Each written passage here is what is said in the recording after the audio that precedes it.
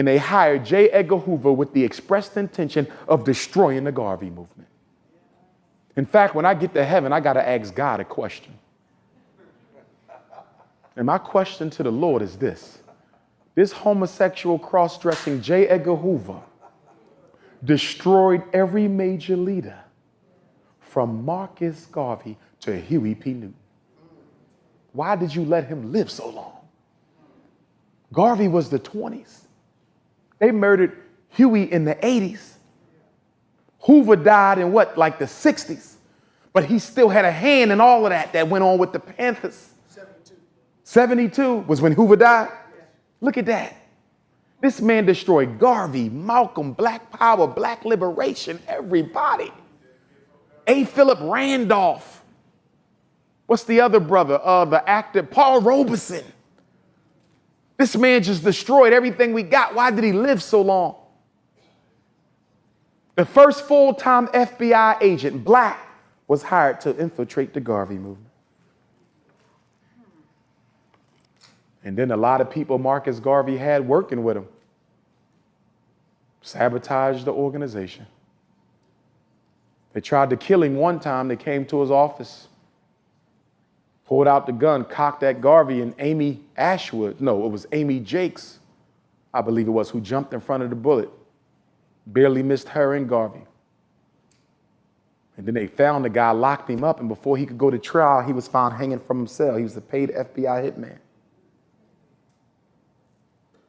And you know what's so sad about the Garvey thing?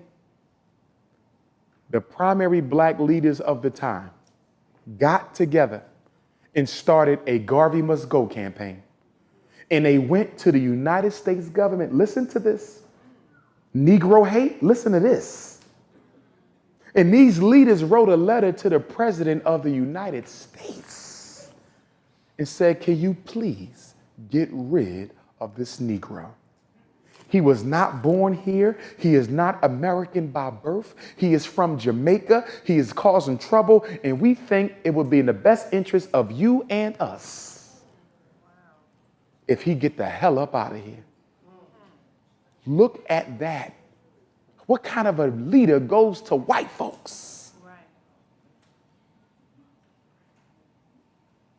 Garvey first shipped the SS Frederick Douglass. Then he had the Phyllis Wheatley. And every time a ship sunk, the black folks came back together, put another ship out there. And when the Black Star Line got blacklisted, they went to Delaware, incorporated the Black Star Line Steam Crawl Ship Corporation. White folks said, how the hell does this man raise this kind of money in a day?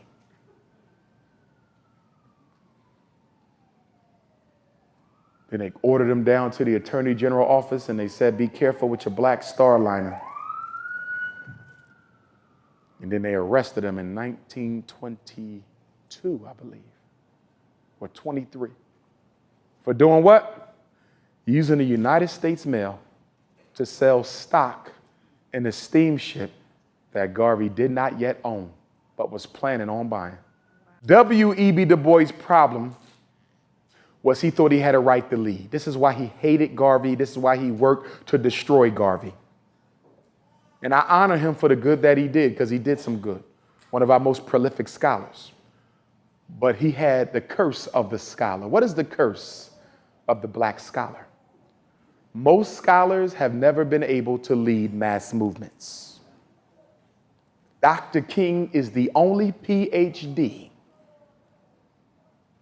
in history in this country that led a mass movement.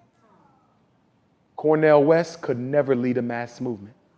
He ain't got the street credit. Tavis Smiley ain't got the street credit.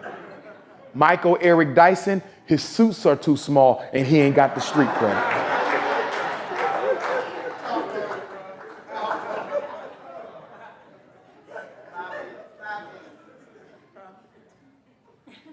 The boy had the same curse. He had no street credibility. He could write articles and shit, but he couldn't capture the attention. See, the boy issue was this.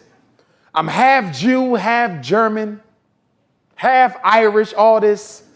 And Garvey called him half crazy for thinking you different because you got some white blood.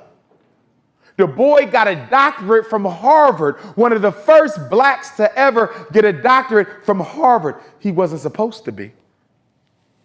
Guess who was the first black who should have got a doctorate from Harvard? Dr. Martin Delany, one of the grandfathers of Pan-Africanism, the first black ever admitted into Harvard, and he was admitted in Harvard Medical School. This is the 1800s, and he was in Harvard Medical. But he didn't finish. Why? The white students led a protest and said, we will not come to class until this Negro is gone. And they kicked Martin Delany out of Harvard. True story. So the boy said, I'm Harvard, Berlin, University of Pennsylvania. I'm the man. White folks then gave me every stamp you can get. He said I had to wait till Frederick Douglass died.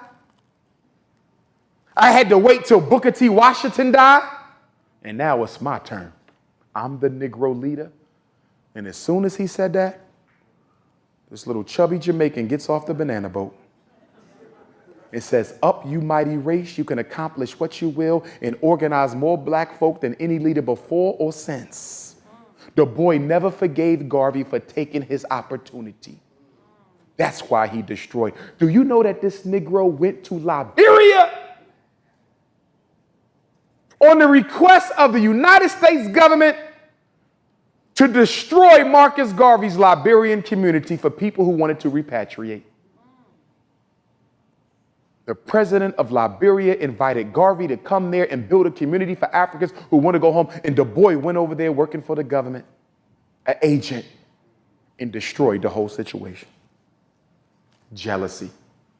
And then after Marcus Garvey dies, he writes a letter to Amy Jakes Garvey and says, I'm sorry for the role I played in destroying your husband and his movement. A little too late as far as I'm concerned. You went out your way because of jealousy. The boy knew Garvey was right. Who was the boy's teacher? Alexander Crummell, one of the grandfathers of Pan-Africanism, who started the American Negro Camp. He taught the boy Pan-Africanism. The boy was a Pan-Africanist. Some people say the father, I don't know what the hell they've been reading. He ain't the father of no Pan-Africanism. You're crazy. But he was jealous. When you study Garvey, you study the jealousy of black leaders.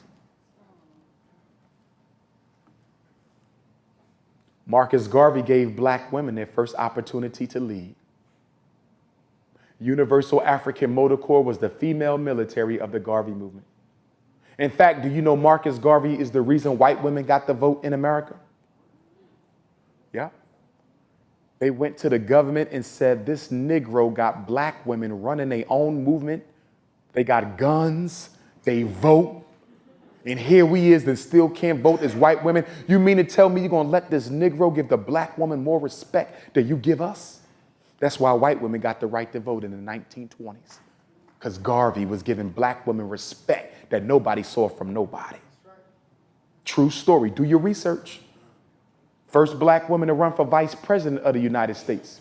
Shirley Chisholm was the first to run for president. The first to run for vice president was Charlotta Bass. She was a Garvey member.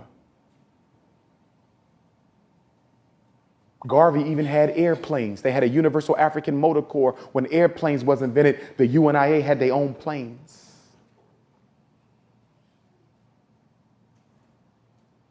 So Garvey said race pride. He said identify as being black. He said let your God be black, let Africa be the homeland. He said political power. He said military power. He said let your husband and wife look like you.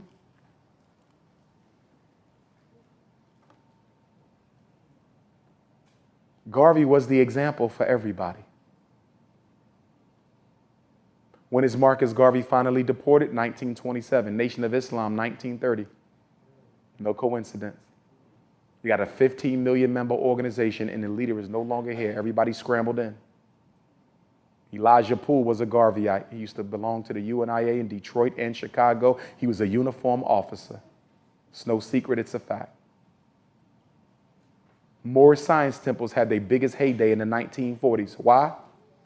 Because Noble Drew Ali was telling Garveyites that Marcus Garvey gave him a right to lead the movement. In fact, it was Garveyites in Philadelphia who wrote to the State Department asking to let Marcus Garvey come back to America because Noble Drew Ali is acting like Marcus Garvey gave him permission to lead his organization. The Black Hebrews come from Garvey. The Rastafari movement, founded by members of the Garvey movement. The early Hebrews, Nation of Islam first meetings were in Marcus Garvey's Universal Liberty Halls. The first meeting to organize the Nation of Islam was at the Garvey House. No slight, but nothing new under the sun. Malcolm X's mother and father, Earl and Louise Little, members of the Garvey movement. Malcolm's father was murdered doing Garvey work. Malcolm's brothers said we joined the Nation of Islam because it was the closest thing to the Garveyism that our father raised us in. And then Malcolm X, the last year of his life, goes back to that Garveyism, starts the Organization of Afro-American Unity to feed into the African Union. He was trying to finish Garvey's work, but he was assassinated before he could. When Garvey died in 1940, Pan-Africanism suffered a long and silent hiding because everybody who came after Garvey took you somewhere other than Africa. I'm Asiatic. I'm indigenous. And so because of that, we didn't get serious Pan-Africanism again until Malcolm. Most people think the Black Panther Party was the most destroyed black organization ever by the FBI, second to the Garvey movement. Once upon a time, you cannot even say you belong to the UNIA ACL. You couldn't get a job. The Garvey movement was so outlawed, so detested by white folk that you had to hide being a member. South Africa, the most organized country. Puerto Rico and Cuba, more Garvey chapters than any nation on earth. That'd blow your mind today, wouldn't it? Puerto Rico? Cuba? These people don't want to admit they black. But back then they had that red, black, and green. Most of the African revolutions was what? Led by Garveyites, Kwame Nkrumah, Jomo Kenyatta, Patrice Lumumba. Who came up with United States of Africa? That's not Kwame Nkrumah. Had to tell my brothers in Ghana that. He didn't come up with that. That's Garvey. He borrowed it. Kwame Nkrumah went to Lincoln University. The Nnamdi Azikiwe, who liberated Nigeria, went to Lincoln University. The brother who liberated Malawi went to college in Chicago. It was members of the Garvey movement while they was educated in America. They took Garvey to Africa. That's why there's a black star on Ghana's flag. That's why most African countries have one of the three colors in their flag. Remember, when Garvey created the red, black, and green, there was no flags. It was Portuguese colony, Dutch colony, British colony, French colony, German colony. There was no flags, but out of respect for the work that Garvey did, when freedom came, they all chose some of those colors to represent their people. Brothers and sisters, we got to get back to Garveyism. It's the original do for self philosophy from the black man. But it's the do for self that says, you must also contribute to Africa, because as Africa goes, so goes you. Yes. And this is the problem with us in America. We think we can fix the black problem without fixing the Africa problem. How? How can you fix the black problem without fixing the Africa problem? Marcus Garvey said what? A strong man is strong anywhere he go. Why do Chinese get respect in LA? The Chinese get respect in New York. The Chinese get respect in Africa because China get respect.